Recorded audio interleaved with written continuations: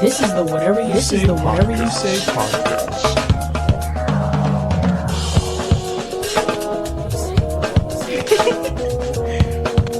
I don't think it's white folks. I think it's Negroes. I do not think this is white folks. It could be. It could be white folks. But I think it's Negro. I think a Negro did this. This is the Whatever You Say podcast. All right, check 1 2. Is this thing on? Whatever You Say podcast. Your man Ivory Towns back for another go round. Y'all know I got my start in this whole sports radio side of things. So, and with this being summertime and not a damn thing on TV, we're gonna call this Whatever You Play, huh? Whatever You Say sports segment. We'll call it Whatever You Play. And I got a special guest in there that I've chopped it up with sports for a while now. A collaborator who was always down to come in and break down some sports or whatever else with me.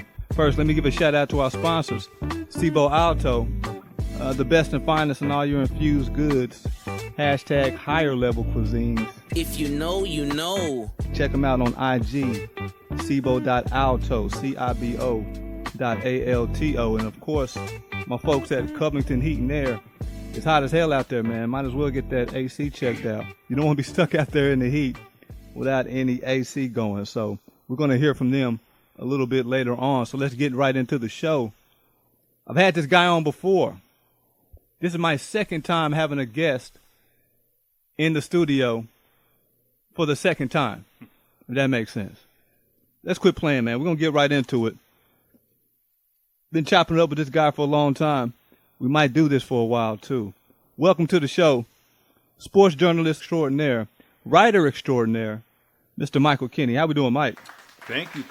I'm doing well. It's great to be here once again to talk about anything and everything. I always enjoy my time here and the topics that we cover. So, yeah, and despite that dreaded heat outside, we're going to make this thing work. Yeah, man, and I'm going to give you a heads up now. It might get a little warm in the studio, man. It's the middle of the day. I like I said, I brought some nice little southern tea with me, so I should be all right. No doubt. Michael Kinney. Mike used to write for the Norman Transcript. Matter of fact, when I met you, that's where you were working, right? Right. That was the Norman Transcript, the old newspaper days.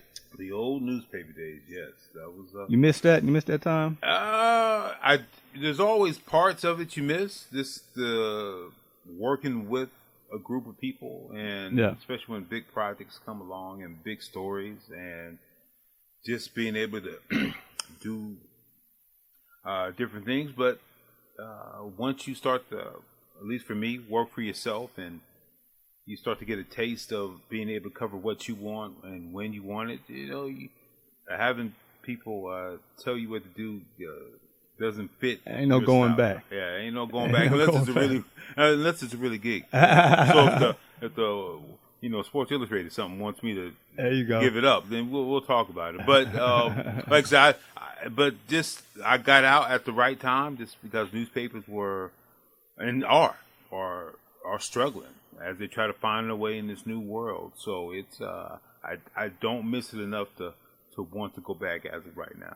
Are they Norman Transcripts still? They still up and running? They are still up and running. Yeah. They are. I think I don't know how much longer it will be, but they're still up. They're one of the few Oklahoma-wise. I'm trying to think. Just dailies. There's not as many as there were even when I got out. Yeah. In 2016. Who's paying for? Like, who pays for newspapers to get printed? The sponsors and well, it's still, the ink. It's still, most of their money is still made from the old web advertising. Yeah. And so, but as we've seen, in that those advertising dollars are going to other areas, and newspapers haven't found a way to supplement it and find other ways. So when you go online now, you'll see all these ads for get a subscription for whatever newspaper. It was amazing about a year ago. $1 a month. Yeah. But I got one it was the New York Times, the most prestigious newspaper in the world.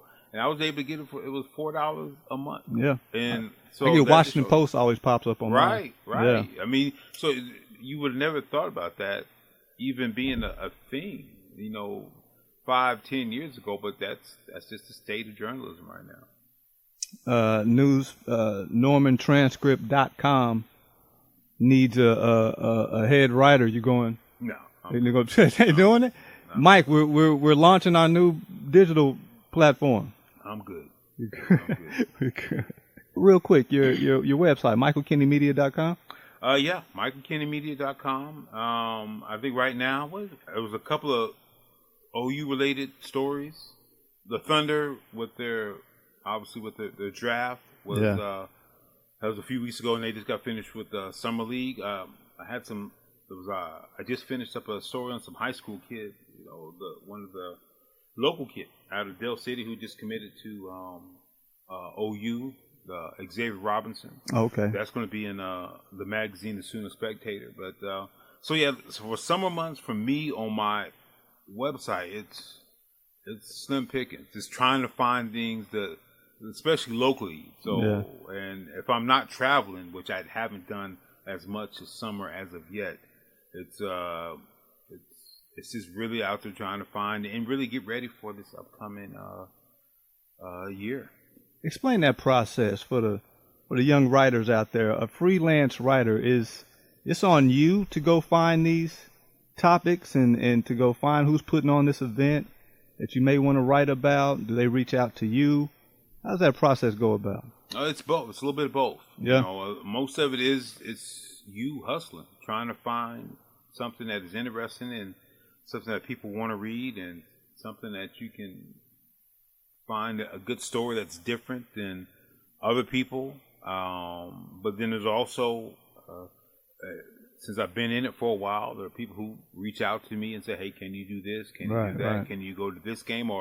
And like we talked about last time, since I've spread out outside of sports and do a lot of lifestyle, business stories and things like that. So a lot of it's built on your rep and what you've done. And so you have people come in and say, hey, we know you can do this. Can you get this done?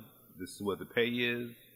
That goes back and forth a little bit, and then we'll decide, and then we just go get it, go make it happen. Do we do a flat rate, or are we charging by the word? How does that go? For me, it's pretty much flat rate. Flat rate. Just depend on the topic, the travel, how much I have to do. If I'm taking my own photos or own video, this is how much the company itself, and this is how much time I'm gonna have to put into it. Yeah. A hell of a follow on social media, man. Like you said, it's not just sports. You might see Michael Kinney at a car show writing about it. Some new restaurant, out of town at some other swanky event. I don't know. I tried to hit up Fixins. I was in Tulsa. Really? Yesterday, yeah. And it was packed. Was it? It was packed. I can't. First, it was too hot to wait outside, so I wasn't going to do that. So yeah, but I'm hoping that's going to be my next one. I really want to hit. I've heard some good things, so we'll see. There's a lot of spots in Oklahoma, Oklahoma City, Tulsa, especially in Oklahoma City. Though, there's a lot of little, it's a new breakfast spot over there on the east side. Yeah, Scramble. You been by there? Yeah, went there the second day it opened. It's owned by JB and his group, because they also own Eastside Pizza, right next door. But yeah, it's a nice little breakfast brunch spot.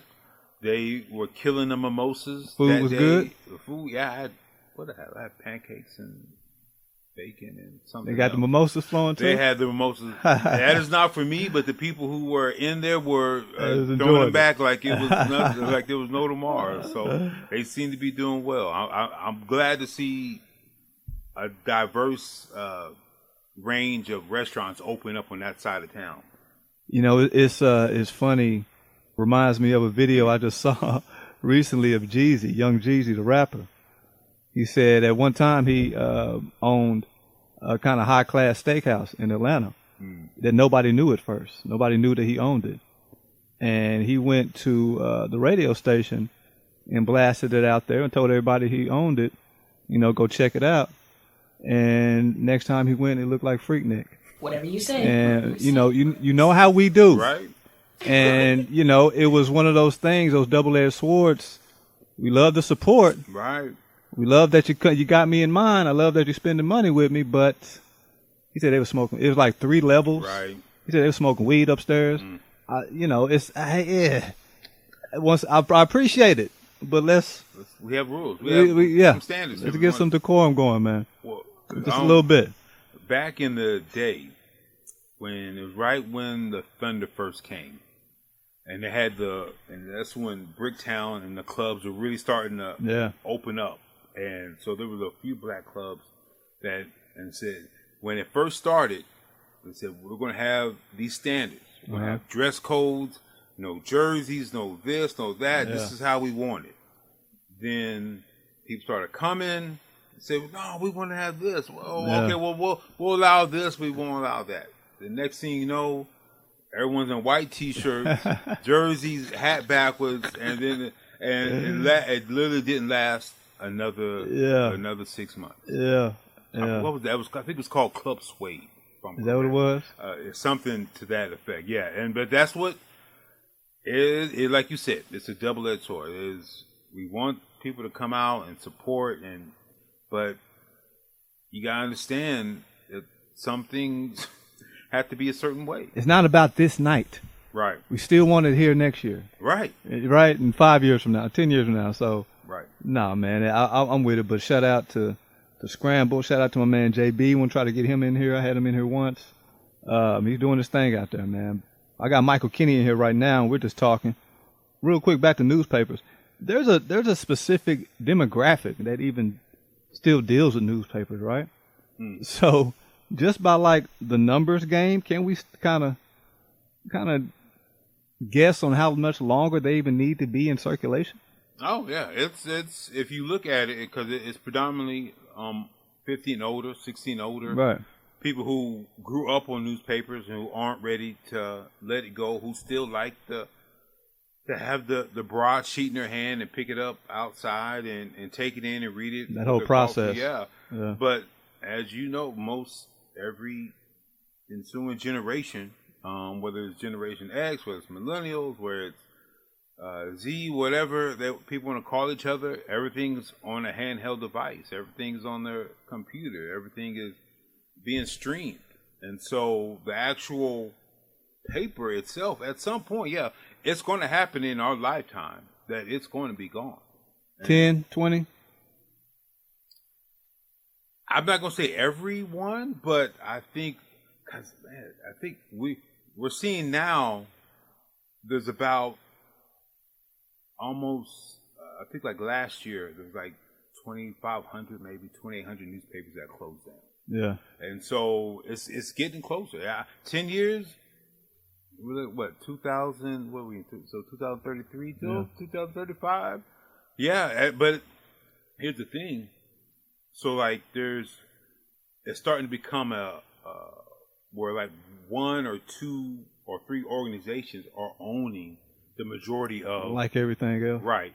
And so if you look here in Oklahoma, there's a good amount of newspapers that are owned by by one group. They own Oklahoma, they own a bunch of smaller ones, but they actually have the largest amount of newspapers in the nation, and they actually went on strike during but it wasn't a real strike, but during the Women's College World Series. So so we're going to have less and less. And then once we get to that, where it's just 2 or 3 groups that own it, then we'll see what's going to happen. I can't predict how long. I just know at some point it's going to change. Have local writers, like kind of still have, like you said, now that, only 2 or 3 companies kind of own everything, do the writers feel that squeeze on top of like this new societal kind of sensitivity, where we got to be real careful what we say, what we write about? Do you guys feel that? Well, I think it depends on, who or what you're writing about. Yeah. I mean, if you're working for a group or organization or a newspaper, then you feel it in one way. because first of all, you know that the job you have is very few of them, so you're trying to do everything possible to keep it. But you also know that, hey, I could be fired next week. We just saw what happened at ESPN, where it was mass layoffs, but they're all making 5, 6, 7 figures, you know. And so it's even worse at this level, because it can happen just like that, and you don't have anything, at least that wise, to be able to go back to in your bank account. You don't have that patent. Exactly. Fall back on. Exactly. Or the name to be able just to get you in the door for your next job. So a bunch of people who were fired from ESPN, they're not worried. You would hope not, because they can go find something just on the name and recognition alone. Yeah. But if you're a local, down in the grinding out writer, and if you had a job at a newspaper and then that's gone, where are you going? Now you're having to look around the country to go find another gig. That's rough, man. I mean, believe it or not, that's what I really wanted to do before radio. Right. Was to get in the writing side of things, but you know, I guess it was tough, because the place I went to, I thought it was a real newspapers, but it was like, you know, newsletters, you know, copy and paste, right? You know, newsletters. I was like, it's not a paper, you know. So, right. But whatever, you know. Here we are. Have you kind of felt that little squeeze? I mean, I guess you being freelance, you can pick and choose what you want to write about, but in any of your writings or any of your dealings, have you felt that kind of that squeeze, like that sensitivity? Ever had someone come back to you and say, "You change this word right here"? That kind of. Not too much. I mean, I've had people who haven't been happy with some things, but whatever you say. To me, if you grew up in the days that were, or at least I grew up, or at least learned how to do this, you don't let that bother too much, because you already know not everyone's going to be happy. Right. And if you go into it with the belief that I'm telling what the facts are and the truth is, then I can't worry about, as long as I get it right, then whatever. You can't say too much to me that's going to affect me. Now, if I get it wrong, if I've gotten the name wrong, which I've done, or I've gotten a fact wrong, I'll own it, hate it, to death, will be mad at it myself, and probably hate that it was brought up to me, but I'll own up to it. But after that, if it hurts someone's feelings, I think that parents are the ones who get the most upset. If we're talking sports, and if their kid goes 0 for 10 from the field, and you put that in, I go, well, that's what it. I don't know what to tell you. Your kid shot 10 times and missed 10 shots. Why? And that was a part of the game. Why would you think that shouldn't be in there? I'll play devil's advocate. If he's a star of the team, that needs to be spoke about, right? Right. But I mean, he's the 7th, 8th guy on the bench. No, if it doesn't have an impact on the game, then it's not worth mentioning. The game is still, at the end of the day, the most important thing. Right. Whatever that is, I could care less if you are a star with the NIL possibility and going to go D1 and all this, or if you, like you said, the 7th, 8th man on the bench. As if, did this have an impact on the game? If you came off the bench, shot 10 times, excluded, you said, I'm not passing it to this dude over here. I'm going to get mine up. And that includes trying to take a game winner, even though I missed the last 9, then guess what?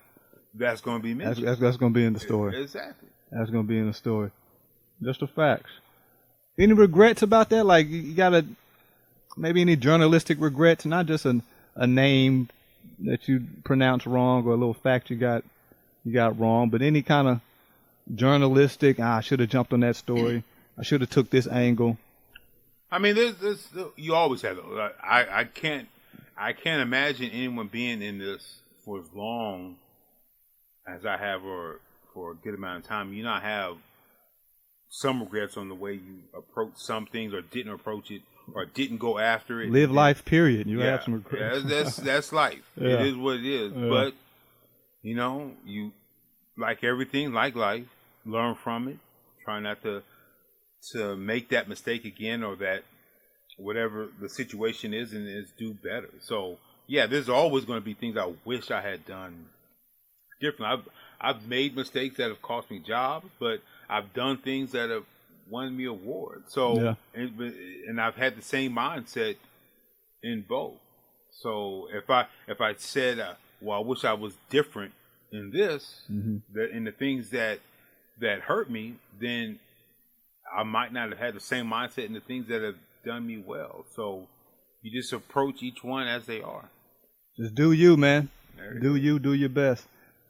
Another thing, since, George Floyd protests and things like that, sensitivity in how you explain things, how you talk about people, how you talk about athletes, celebrities, that's a real thing nowadays.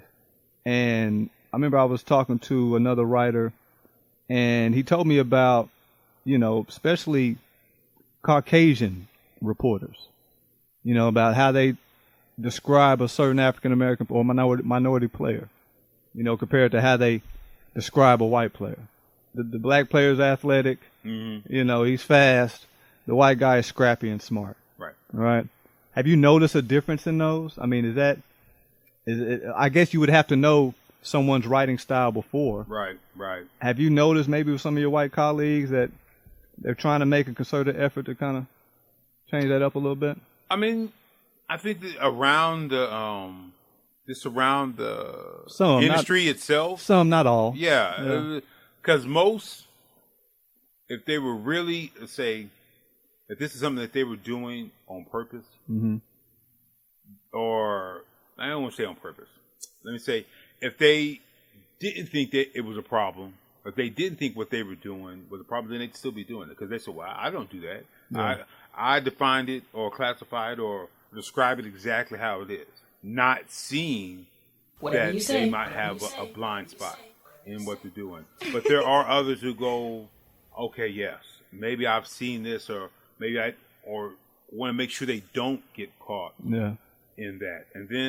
But then you go too far, and you say, yes, if I can't imagine how it would be if I'm a white writer, and I go, well, I want to say this, but then, well, I don't want to get this type of backlash. Yeah. So now you're second guessing yourself, and second guess whatever journalistic instincts that you may have. You might have to hold back. So now that makes it tough. But once again, these are the things that you have to deal with in this new era that we should have taken care of back in the 70s, 80s, 60s, 70s, 80s, and 90s, and we didn't. And so now we're feeling the brunt of it, and it's even more over the top than it could have been if we had handled it earlier. And because of that, are there things you won't touch on? No.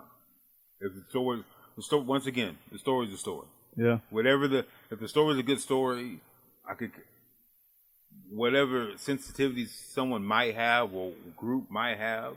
I wrote stories where it didn't make some black people look good, but that was the story. Because they did dumb stuff. Yeah. I wrote it the other way around where some white people might look at it as I'm trying to glorify black athletes or whatever,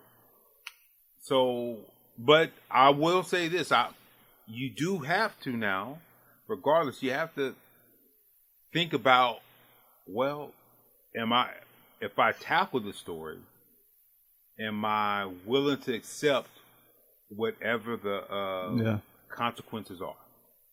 And so nowadays, that's a question that you really have to ask yourself.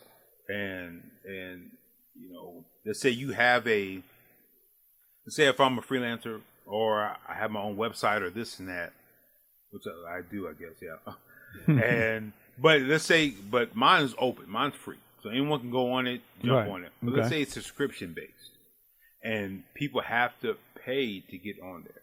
Mm-hmm. But let's say I write something that has people that might get people upset, and then you start to see those people canceling out of your site, or stop subscribing. They start to unlike you. Yeah. Now you have to ask yourself, was it worth that?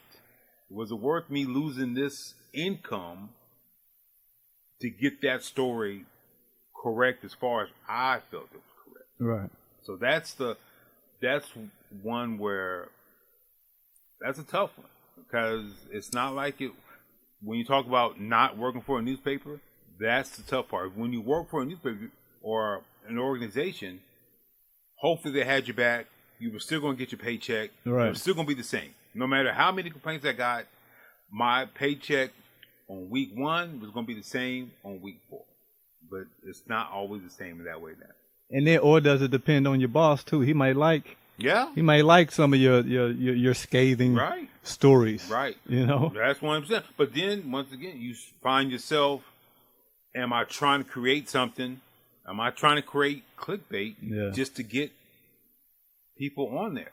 And that's, to me, just as bad, because now you're trying to turn something into a story that isn't, or turn it in a whole different route, just because for whatever reason, we have a society that likes drama and controversy. I remember last year, around this time, I remember Draymond Green. Remember, he was they were bringing up all the big to-do about all the athletes having their own podcast, right? Mm-hmm. And remember, Draymond Green was saying, we're the new media, right? Talking about the athletes and celebrities with their own podcast. You can get it straight from the horse's mouth, so to speak. And now we got guys like Cameron and Mace, right? You saw that? Right. With their own show. Right. And now they're claiming that they're the new source. You know, that's always one of the things that you're always going to hear. My sources tell me. My sources tell me. Well, according to them, they said they're the new source. And they're claiming now that ESPN is kind of stealing segments and certain slang words from them. Do you think the professionals, the ESPNs, the Foxes, are they feeling the pressure a little bit from these celebrities and athletes?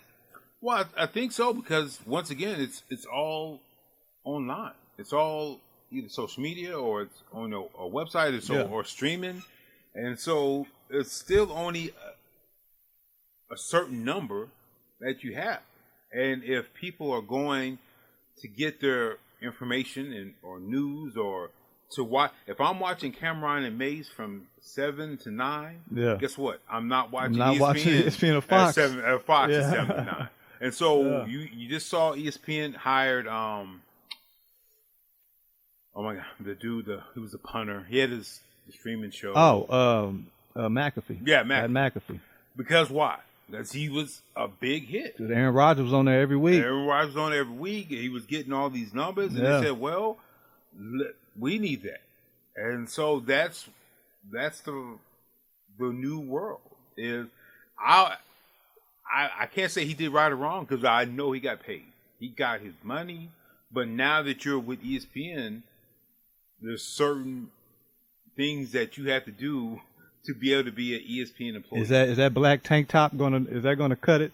You gonna wear a tank top to work every day? I've never seen anyone at ESPN wear a black tank top in any regard. So a loose tank top too. Exactly. And so I've seen other people move over from other podcasts or radio shows, and as soon as they get there, button up, straight lace. We want you to be tailored. You are now part of the Disney family. Did you notice that last week, 2 weeks of Shannon splitting up with Skip? Did you notice how his dress code got very lax, very relaxed? Because he knew. Exactly. I'm out of here. Yeah. Once he made that decision, well, I'm gonna be who I am. Like I said, I'm not. I didn't watch too much of their show or First Take. I kind of got out of that type of probably over the last 5, 6 years. But here's where he was huge. I would see his clips on Twitter and Instagram. All over the place. Right. And so that's where, if you are ESPN or any organization, so, well, why are we, you got to start asking, so why are we paying people to do these full 2 hours? Yeah. We can still have someone come on and do a quick 5-minute clip. But that's where the new, I don't say mentality, but new young people are. Say, we only want something for this amount of time. Yeah. We want to absorb it for 2-3 minutes and then move on to something else, which is weird, and which is another reason that you don't see those long story newspaper stories or magazine stories, because people sadly don't want to read. They think they can get all they need to know in that 30-second clip. This is 30 minutes of scrolling. Right. You know, I could find out whatever I need to find out. Right. Talking to Michael Kinney, award-winning freelance writer, whatever you need to talk about. How does that process go? I remember, was it last year, maybe year before last? I remember there was a little rumble in the NFL about who releases information first.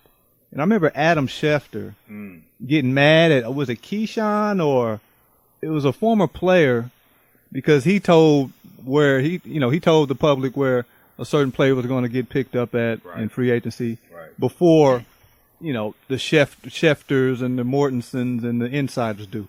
How does that process go? What if I don't want to talk to Adam Schefter and I'm an athlete? You don't have to. What if I want to talk? I want to tell Keyshawn You say the news. You can do whatever you want. Right. But that's the. Is there like a totem pole? Like, I mean, so whether it's Adam Schefter or if it's for NBA. Which one? I mean, it's both of them. Shamir, Woj. Shams and Woj, or whoever. They're not getting it from the players. They're getting it from the players' agents. And so it's the agents who are. Yeah. And once again, I'm not putting anyone out there. I'm not saying anyone's doing anything right or wrong. But the agent is saying, or there's an unwritten rule of some regards. Maybe they've talked about it. We want you to talk about our player at some point more than you have been. And so I'm gonna let you in on these inside secrets. Now some of them, like when Woj is blasting out what's happening the day of the draft, there's only one place that can come from. Right. That's the NBA itself. Right. Or people with the teams who are once doing the same thing inside the team organizations. We just made this trade, or this is going to happen. So does the NBA decide who's my insider? It depends on. You would think no. Or the ESPN offer up a guy so we know this is our. Well, because remember, for the longest, let's say basketball, because for the longest it was just Woj. Right. Woj had the market corner, but then they hired Shams over from Yahoo and whatever organization he was. So, and Bobby Marks. Right. And so now it's the three of them. In one way, it's smart because you didn't want one person to have all this power and who could command whatever salary or demands they wanted. So let's say Woj gets mad and say, hey, I don't like that this and this and this happens. So, well, we got Shams over here. We got Bobby Marks over here. And we have these players who are now part that we didn't fire, who are now part of the thing. So it's still up to the agent or the player or whoever it is who wants to get that news out. But so I can't imagine it's ESPN. Now, this is where ESPN does, and I've seen it cause problems. So let's say someone gets it and it's not one of the big names, right? Okay. Right. Then they'll sometimes say, well, we want Woj, we want Scheffler to announce this. And so if you're with the organization but you're not as big, what do? You still get that. Yeah. This is my news. This is what I get out. Right. So when you look on the scroll, right, the little ticker, and it says by Scheffler and a second name, it's normally that second name who actually got the information first. Well, why? So why does Schefter even have to be a part of my find? Because it garners more social media attention when it's him. Because it's him. Somehow he's built up this following, right? That if he puts it out there, Got to be right. views are going to automatically come. Have you ever been in that situation? Yeah, I know you are hand in hand with OU. I do. No, because I'm sure you've been privy to some inside information. Right. But then that's on me. Now this is it's something completely different, but it's weird. So I was at a press conference one day. Okay. And so you've seen it where there's an athlete in the middle and it's surrounded by all these people. Reporters. Different ones. Okay. Uh-huh. And I'm not going to say who it was or what it was, but so they had one dude who was asking questions and we were all filming or recording. Mm-hmm. And so there was these younger kids who were there. I think they were interns or somebody or, first, second year or something. And so when they got it, they tweeted it out. They got the thing, had the thing, and tweeted it out. Then this dude went and got mad, said, those are my questions. I should be able to be the first one to send that out. Now, he said it to them, because if he had said it to me or whoever, right, it would have been a whole different conversation. What did the kids?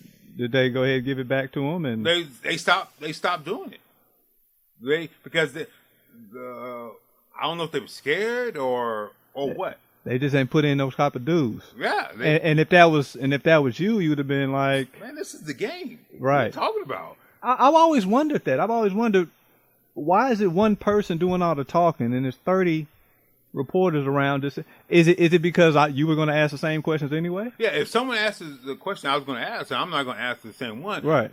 Now, there are people who just want to hear their voice and just want to get in there. Yeah. And when you hear those stupid questions, that's usually what it is. If someone said, well, I have to let people know I'm here. And don't ask the same thing that was just asked 3 years ago. I said, no.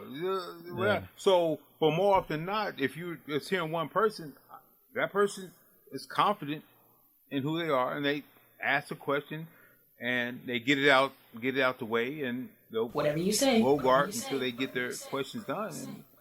But you have to be willing to step up and ask a question. Yeah. It might be dumb, but you still have to do it. But asking something that's already been asked, I don't know if it's worse than not asking at all, but it's a crazy situation. Yeah. All the writers and reporters get to side eyeing each other when you get a dumb question. Oh yeah, because we already know what's about to happen. All those times. Who let this guy in here? All those times Russell would get mad. Now Russell would get mad for no reason. Anything. Because that was him. But a lot of times those questions were dumb. We go, oh, so this is going to be.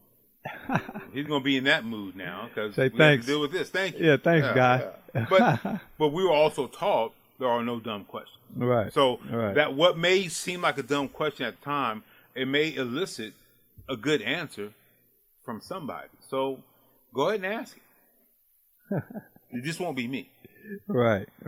Now I've always wondered that, like who announces or who label someone as the official insider. I've always kind of wondered that. Right.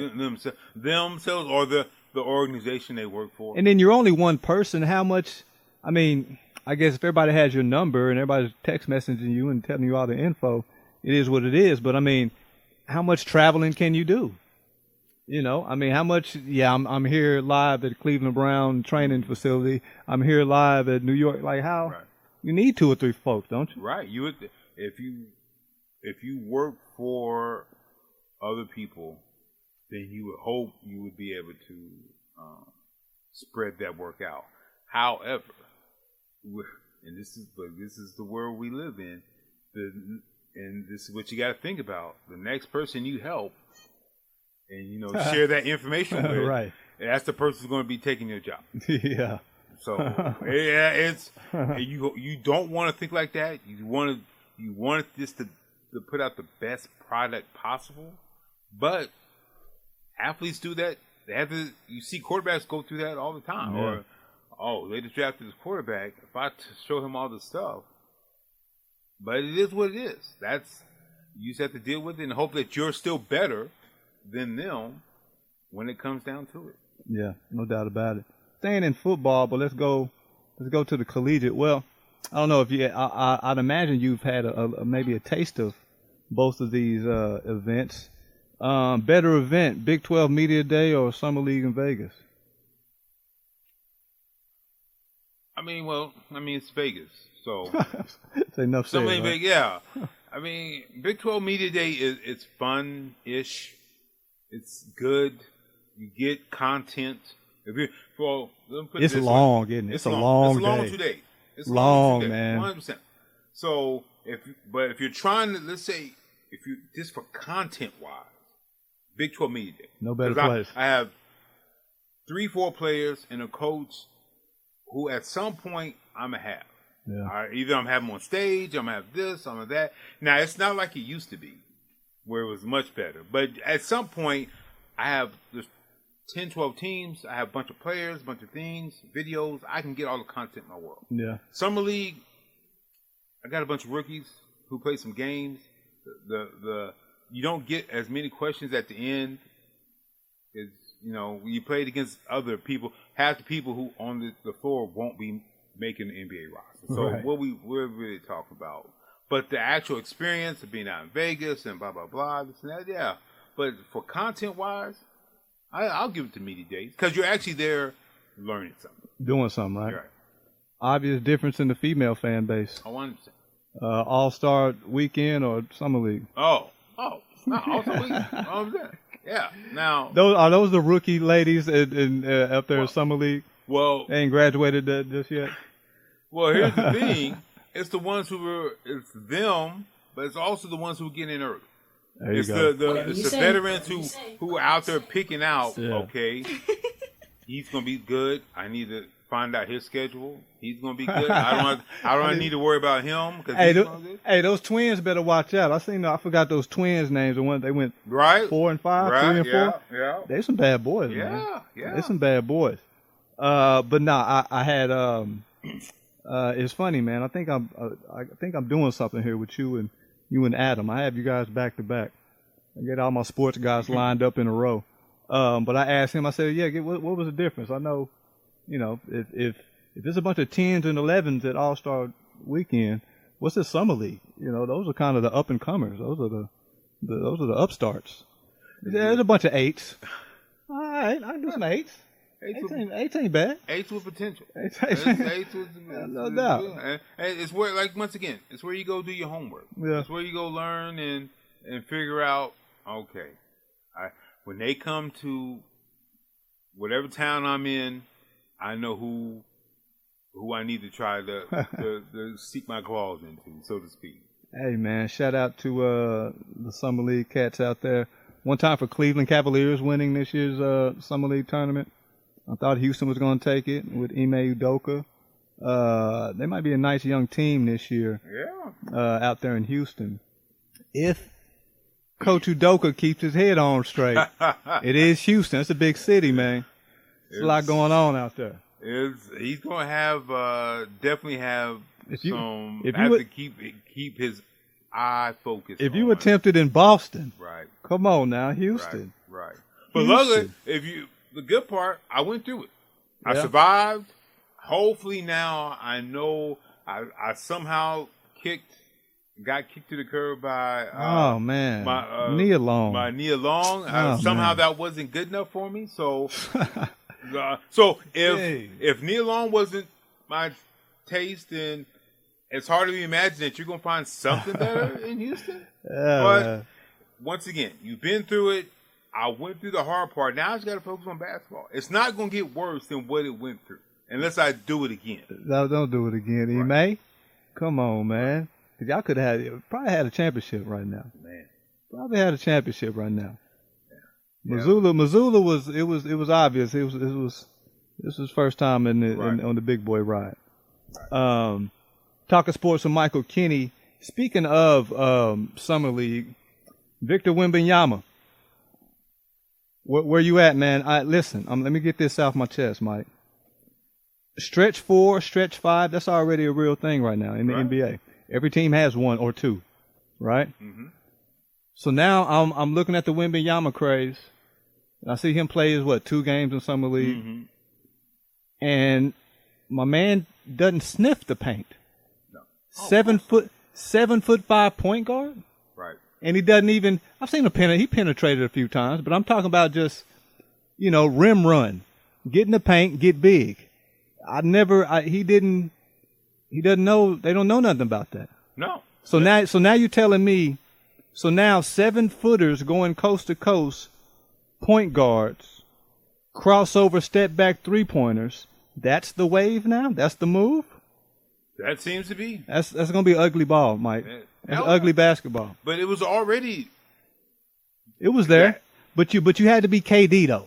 Right. You had to be super skilled. But you had to be Jokic, Giannis. But here's the thing: there was a difference. If you Jokic and Giannis, you at least had some mass. You had some. Giannis is a dude. Yes, he is. Even if I'm out here at the thing, guess what? I can drive it, and you're going to feel it. Whatever you say. Yeah. I can still get my points in the paint at some point. Wembley. Now, when you're that tall, you can still going to get some just by sheer height that I can get it and dunk it back in. But I'm going to be interested to see what it's going to be like when he starts to go against. There's going to be dudes who are obviously much shorter, but they're going to keep. You're gonna be folding him up. Get that right there in the thing. Now, if he's tough enough to handle it, and I have the same questions about Chet. But Chet seemed like he's more of a player who's willing to go in the paint and deal with the physicality of it.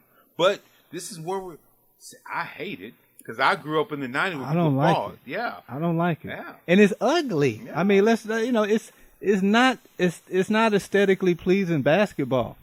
But to have the 7-foot guy doing all the crossing over, and let's be honest, he's gonna get ripped, and that's gonna add more ugliness to it. You saw the way Miami was doing Jaylen Brown and Jason Tatum. He's going to get ripped, and then he's going to start getting booed, and his confidence is going to get. We got to go through all that stuff. Now we got a borderline Ben Simmons situation. Right.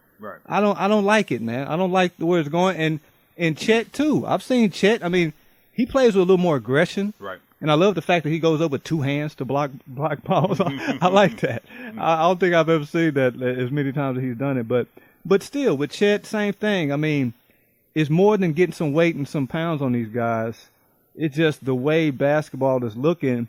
So if my point guard is 7 foot, my point guard has the green light to shoot fadeaway threes and go coast to coast. What is my 6'2" guy even doing out there? What is he doing? Bunch of shooters. That's pretty much what you're pretty much saying. We're going to have this big dude out here. I mean, if you look at what surrounded Jokic when they were making a run, it's him. You had Murray, who is your ball handler, who was a part-time ball handler. Yeah. But he made his biggest impact when he was out there draining threes. Yeah. And you had the other one, who was supposed to be out of Missouri. All he could do is shoot threes. Out of Missouri. He got hurt and was called light-skinned cat. With the bad back. Yeah. Michael Porter. Yes. Porter and Jr. So that, once again, that's all. And so he can't do anything else but shoot threes. So the league is saying this is what we like. We want people, no matter what your height is, shooting threes, and every once in a while someone gets a monster dunk. No one play defense. No one gets hurt. That is, I don't know. I don't know, Mike. I don't know how long. Listen, right now, this past year, ask my kids. I wasn't really paying attention to a basketball game until the third quarter. Right. Like, I've gotten to that point in my life. Mm-hmm. I'm 43 years old. Right? So it's like first half, I'm like really not interested at all. And halfway through the third quarter, okay, well, we got a 10-point difference. I guess I'll pay attention. Like, that's where I'm the biggest sports fan in the world, but I'm getting to that curmudgeon stage where it's like, right, this is ugly. Right. This isn't entertaining at all. Right. But we're not their target audience anymore. No. 10, 15, they 20 could years give ago. a damn. No, yeah. Once again, that new kid coming up, he wants to see Steph Curry. No matter how big you are, that's the game they want. Anything else is at least for the NBA, because it's a business. Yeah. it's going to be rough. I wish him nothing but the best, you know. But and then let's be honest. I mean, guys with that type of body shape, guys with that type of body mass or lack thereof. You know, Joel Embiid was real skinny when he came in the league. Yeah. Yeah, he was. Yeah, you saw what Michael Porter went through. I mean, like, rookies are like starting to miss 2-3 years, like due to injury. You know, Zion. You see, you know, it's like we're really getting robbed the first 3 years of these guys' careers. Once again, because you don't develop that NBA body like you used to. You used to have to go through at least a couple of years of college to be able to build up and to man up and learn how to take care of yourself. Now, either you're coming straight in from the international league, or coming the ones who are going to the G League for a year and then coming in, or you have your freshman year in college, and that we don't know how long that's going to last because they're still trying to get the high school age back in. Yeah. So. Yeah, that's to be expected. Now, the good thing about Wembley, or the good situation that he's in, not only does he have a cantankerous coach and Pop, but he's surrounded by Tim Duncan and David Robinson, who've been through whatever he's going to go through, they've been through. And so they're there to be able to help him out. The fact that, and so that's great. Still don't... when you're still 130 pounds, that's not going to help you on the court. But I don't know, man. We'll see. We'll see what it looks like. But that is, I think we're going to be in tune for some head scratching kind of ugly ball, man. Ugly ball. But the other part is that name how many actual big men there are that can actually make him pay for being so small. No, I mean. Embiid, you know. Yeah, but he's out there shooting threes and fadeaways jumpers, right? Yeah. Jokic, as we just said, he's out there at the top of the key. He had the dude from Miami, but he can't do anything offensively. Wow, Bam. Yeah, and he's not even. He's 6'9". Yeah, that's a small forward. That's 10, 15 years ago. He's Alonzo Mourning. Kevin Durant's taller than him. Yeah. Yeah. So it's rough, and I was kind of mad at Bam because I thought he had a decent finals, but I thought it was too many of those little baby jump shots. Right. He did not want to put his shoulder on Jokic, but Jokic's a bad boy, you know. I'll take that way. He's almost unstoppable. What about the international guys? Because at one point we were saying, hey, listen, white guys under 6'5". I don't know what your future's going to look like in the NBA. But now I'm looking at all American players and say, listen, these foreign guys kind of have a leg up.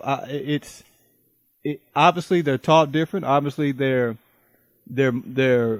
go into the game differently as far as mindset wise, right?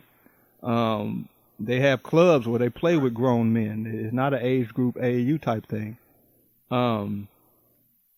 Does the USA kind of follow that after a while? Do we kind of set some models up? Because right now, it's almost like America just wants as many basketball outlets as possible, right?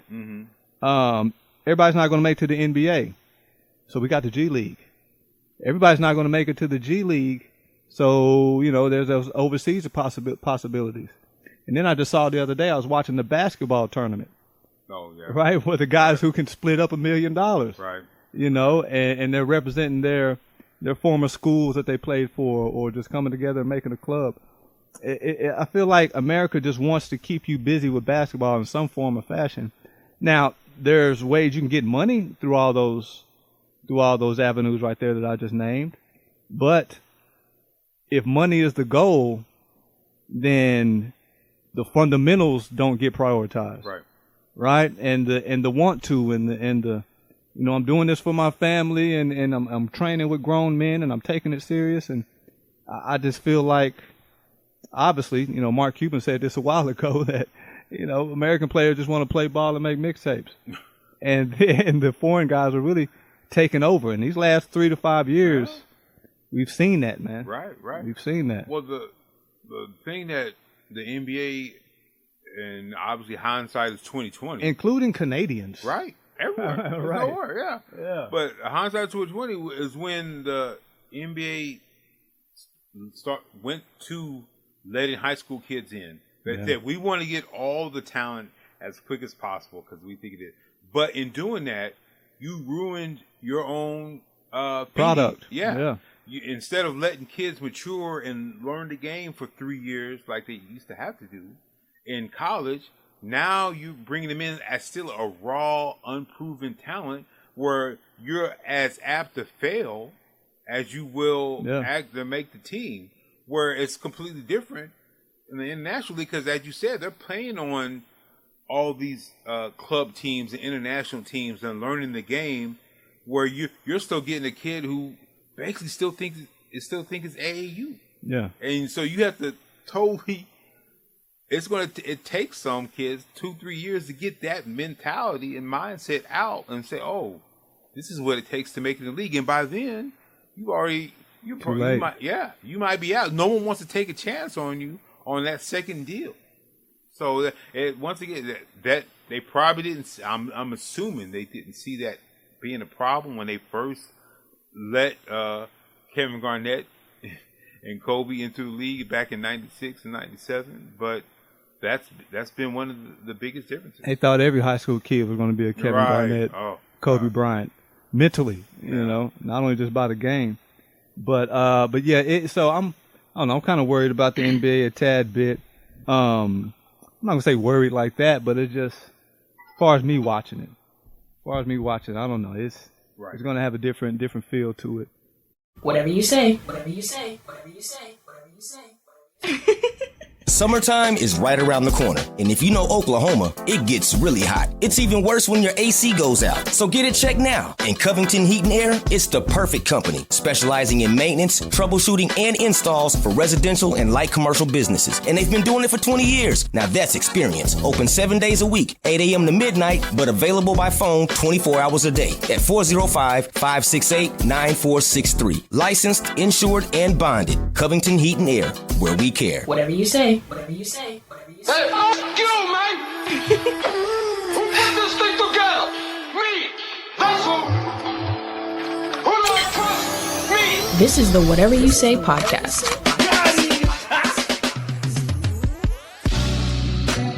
Get some encouraging words for Jordan Poole, and what are some encouraging words, some get right words for John Moran out there?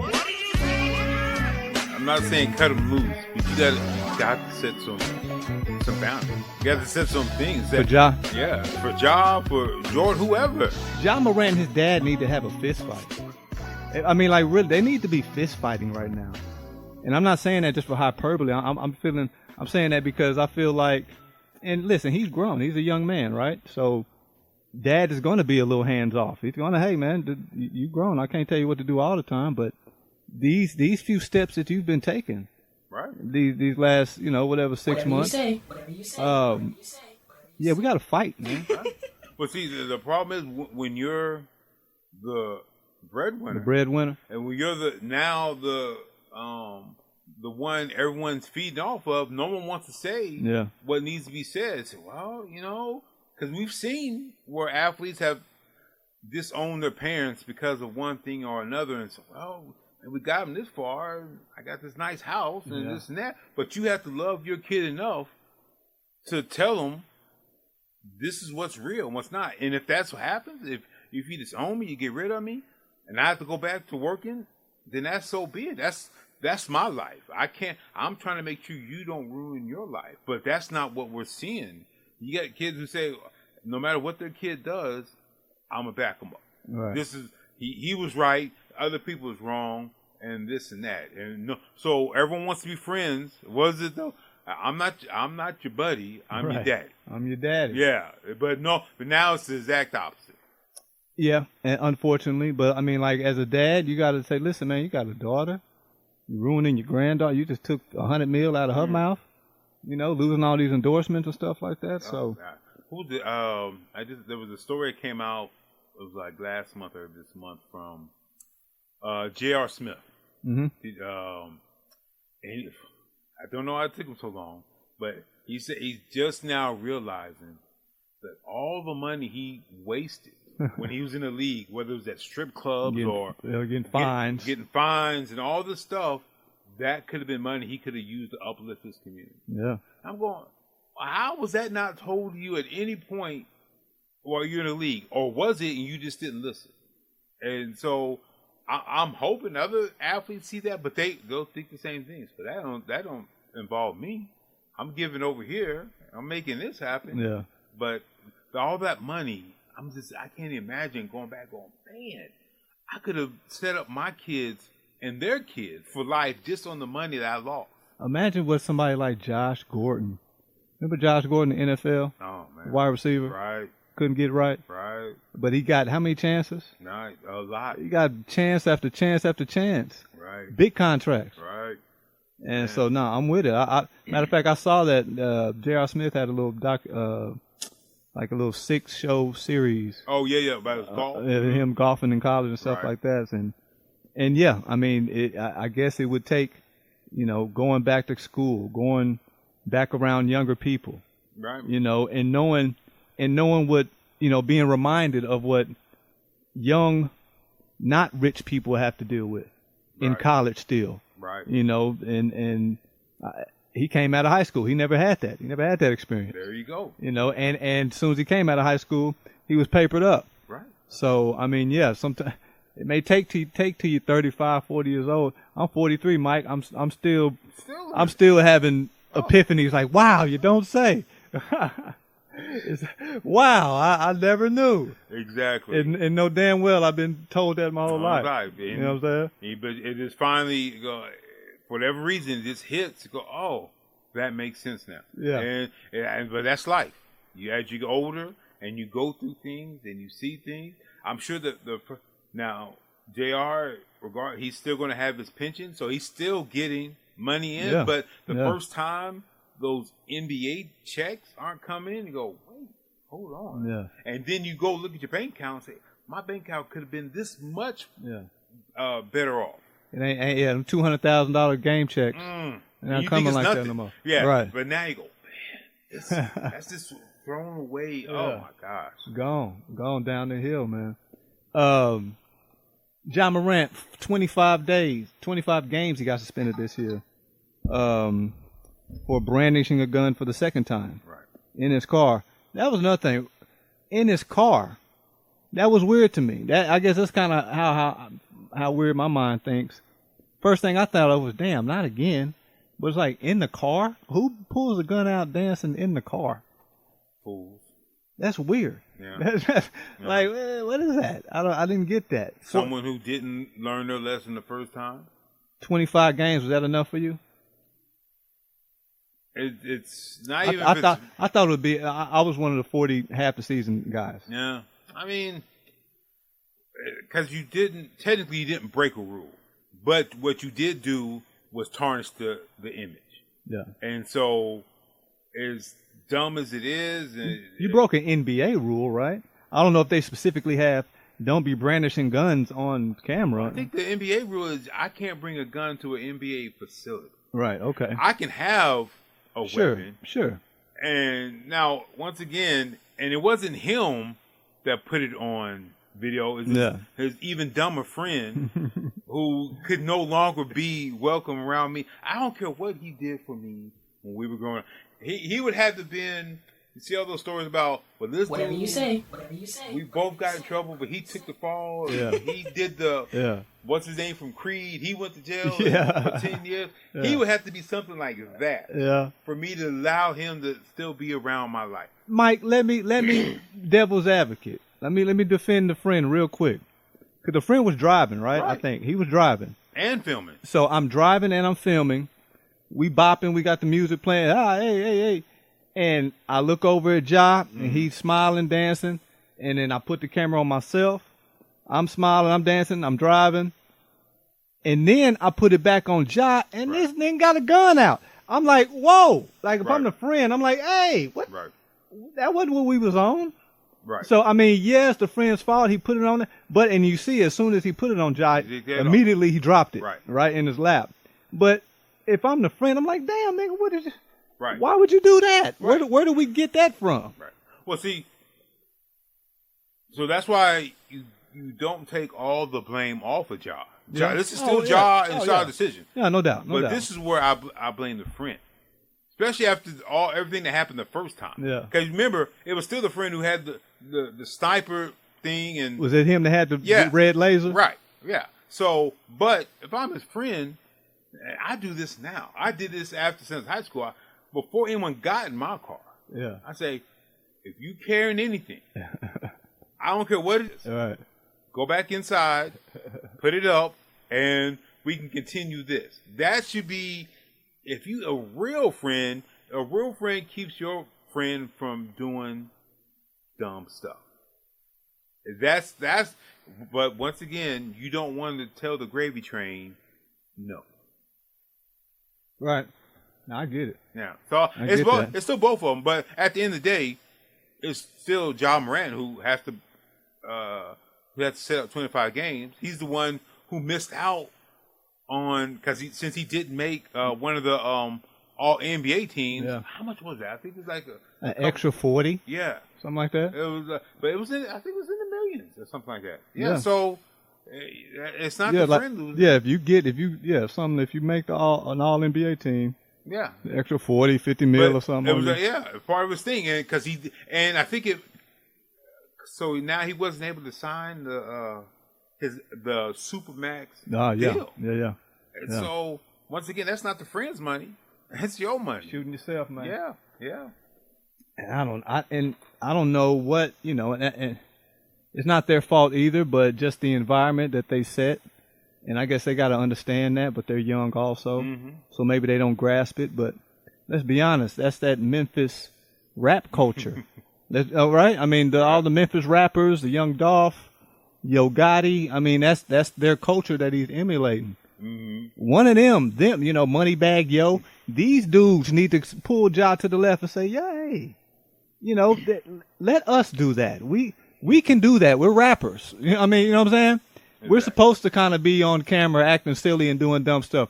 We'll get our spankings we'll get our slaps on the wrist also. Right. But Ja, let us do that. You play ball. Because remember when Ja missed those 8 games, and then he came back, the whole front row was rappers from Memphis. And it's like, listen, man, help your boy out, man. Help your mans out. Well, I think one of the other things that you've heard veteran NBA players talk about is that there's a lack of actual veterans on NBA teams because of the way the new contracts are or the new salary caps are. Yeah. It's easier or more advantageous for teams just to bring in young people. Like if you look at the Thunder roster, I mean, I don't know, Mike. I don't know them. Yeah, and they're all just young. I don't know these guys. 21, 22, 23-year-olds. Where back in the day you'd have 3-4 veterans on the team who could tell a kid, hey, you're going down the wrong path. That's dumb. Let's not do that.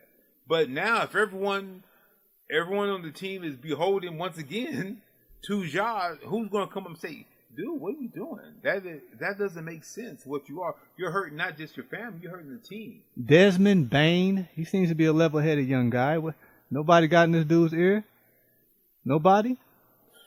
Steven Adams, what are you doing? Steven Adams, he doesn't hold enough OG status. Not in that regard. American OG once again, status. Yeah, to be able to go and tell a young black kid, hey, your coach is wrong. Hey, mate. Yeah, I mean, hey, mate.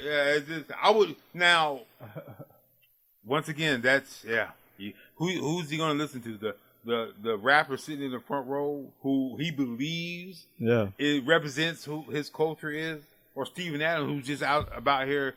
I'm about to play hard. I'm gonna do what I can to win, and everything else. Yeah, that doesn't play in wherever. I don't know, Ja. You hurting feelings out here, man. Come on, man. You're hurting your pocketbook. That's what you hurt. You're hurting your own pocketbook, and it sucks. I mean, and really. In this, and I never understood. I guess I kind of understand why he takes the backlash he does, but he's not he's not totally wrong, and I'm talking about Stephen A. When Stephen A. says stuff like this, right? He gets backlash, especially from the black community, how he's coming down on other black players because he harps about how they're messing up and losing money. That's exactly what he's doing. Yeah. And if you remember, this all started I brought him up earlier when Josh Gordon was doing his thing. Right. Stephen A. would waste 30 minutes like, dude, what are you doing? You're blowing it. Someone needs to. Yeah, well, but what would we do? What would black fans trash say? Stephen A. Ah, or man. trash whoever. Stephen A., you coming down. You don't come on the white players like that. Hey, start man. calling my uncle this and this and Yeah, that. like, come on, man. Because this is the example. Right. Because we no longer allow criticism, even constructive criticism. Yeah. Because now that's being bit disrespected.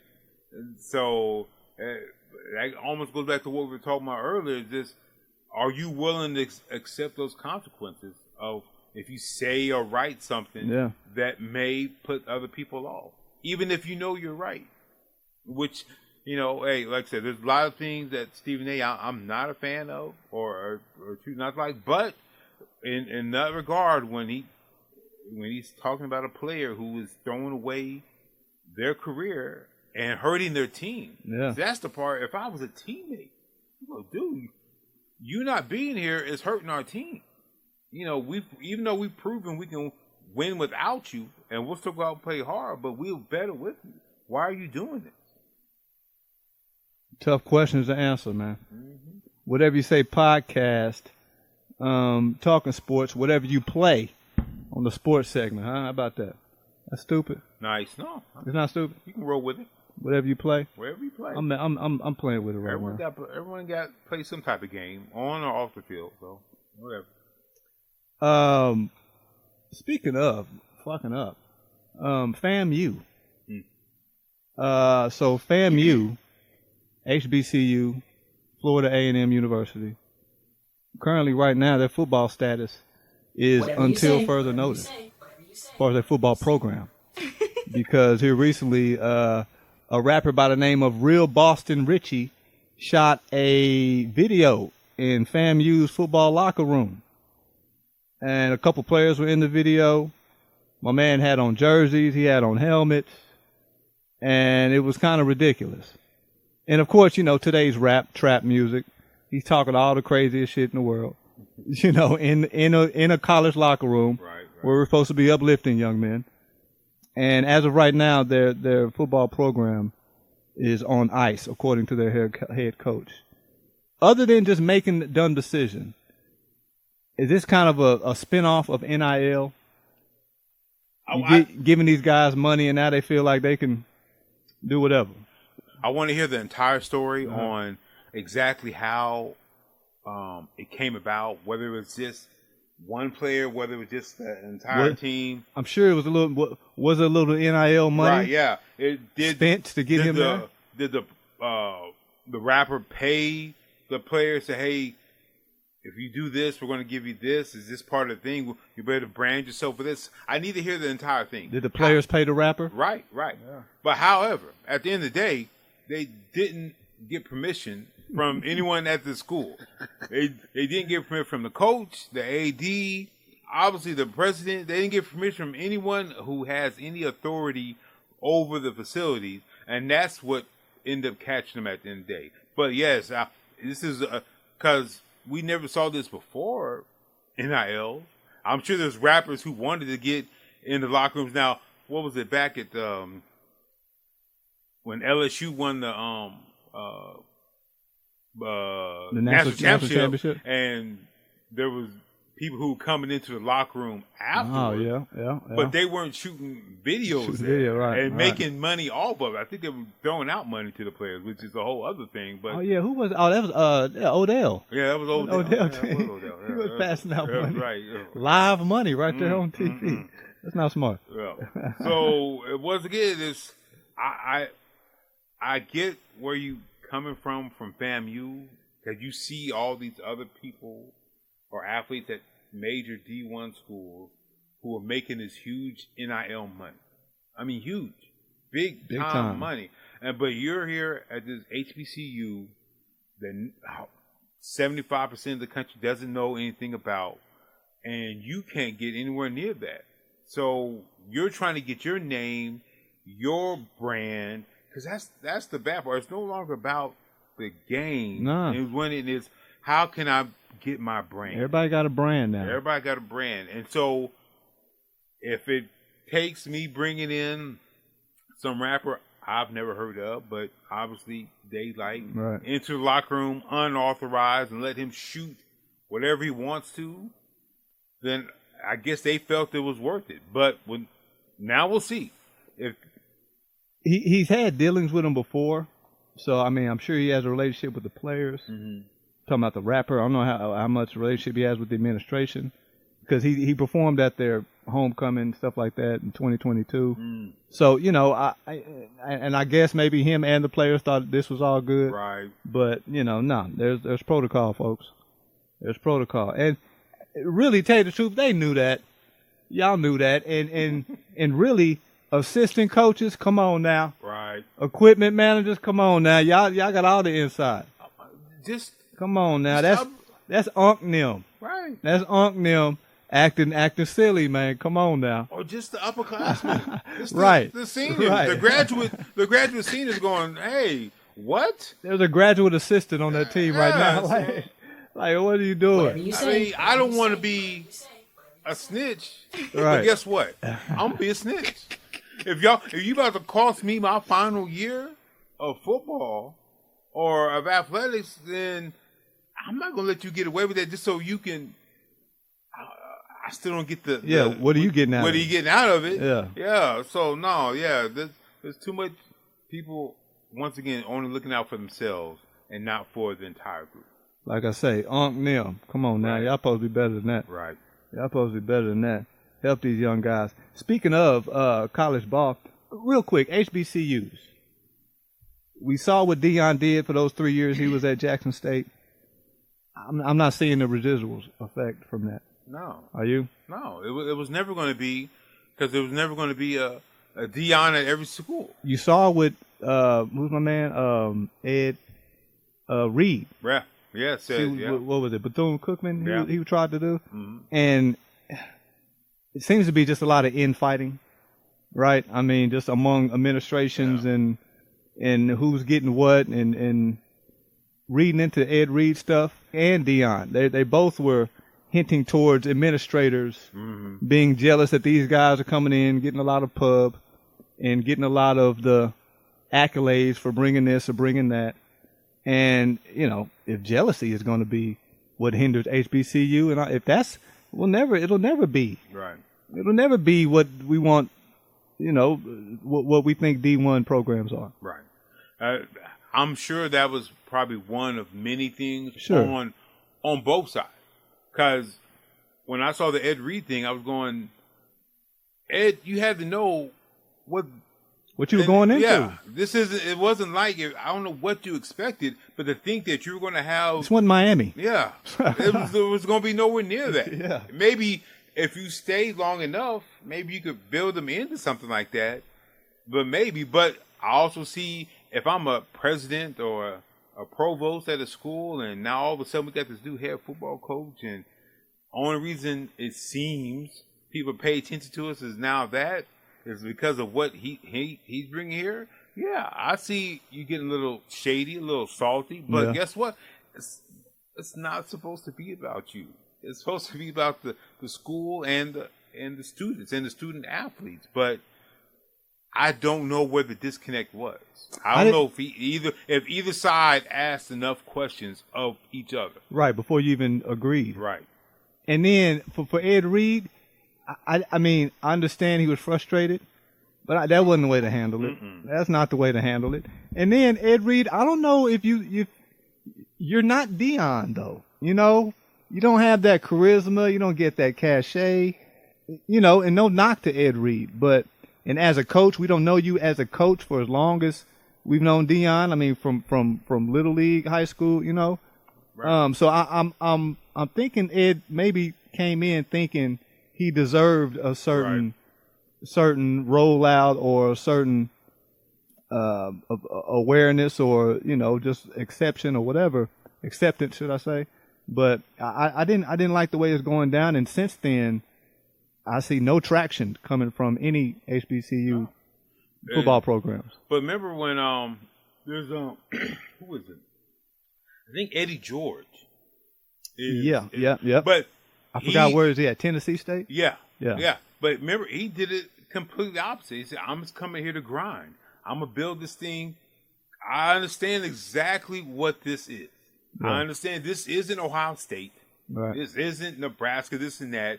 So we have to turn the entire program around. I'm not going to get the same hype as Deion. You're not. Even though I had a great NFL career and I did this, in order for me to do this right, we have to turn it around from the inside out and do it that way. And so he's not out there trying to make noise and like Ed Reed was and this and that.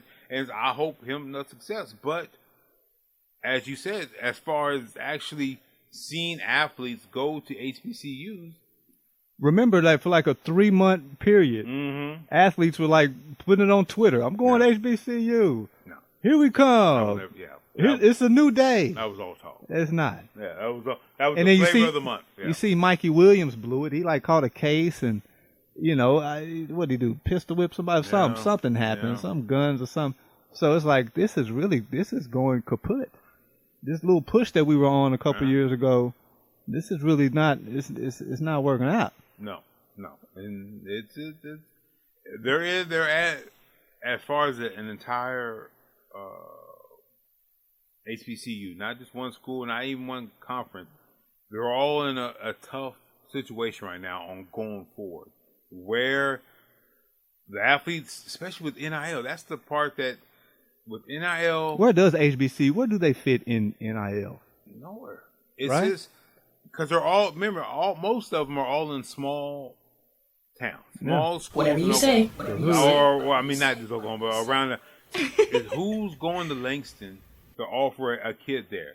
Right. Who's going out in the where's the one in Texas? I forgot. Exactly. Yeah, see right there. They're all in these small things, so it's not like is there's it Wiley?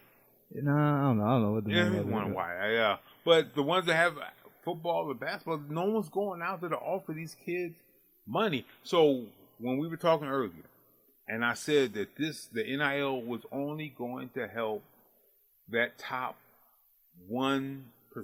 Yeah. That is part of it. It's only, so if you at Alabama, if you're at Miami, if you're at Ohio State, that's just the 1% at those schools. So that doesn't even count the best athletes at HBCUs or Division II schools or whatever else. Mm-hmm. So yeah, they're in a tough position right now.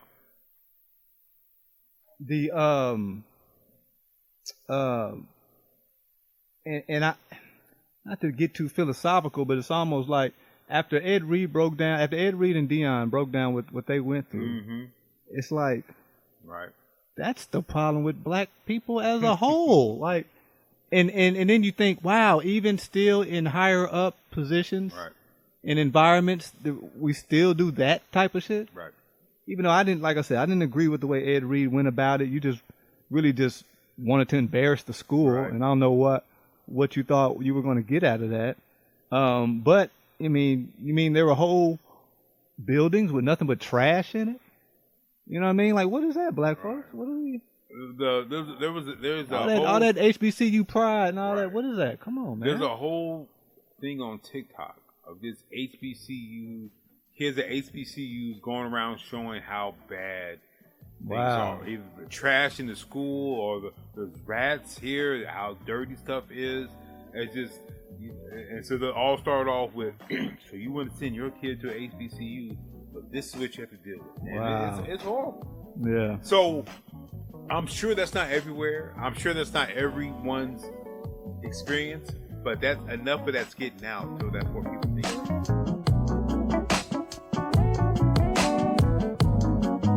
Whatever You Say podcast. Whatever you say.